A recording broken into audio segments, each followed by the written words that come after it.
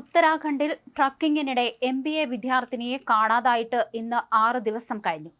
നൈനിറ്റാൾ സ്വദേശിയായ ബബിതയാണ് ദയാറ ബുഗ്യാലിലേക്കുള്ള ട്രക്കിങ്ങിന് പോയത്. ഇവിടെ വെച്ചാണ് കാണാതായത്. 27 വയസ്സാണ്.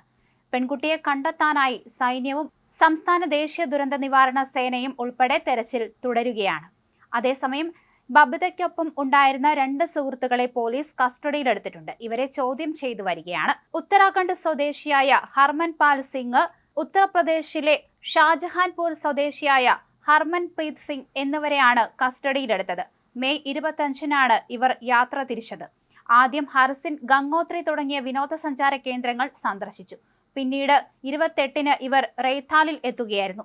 ഇവിടെ നിന്നാണ് ബബിതയുടെ അവസാന CCTV ദൃശ്യം കിട്ടിയത്. എന്തായാലും ഇവരെ ചോദ്യം ചെയ്യുന്നതിലൂടെ കൂടുതൽ വിവരം കിട്ടുമെന്ന് പ്രതീക്ഷിക്കുന്നുണ്ട്.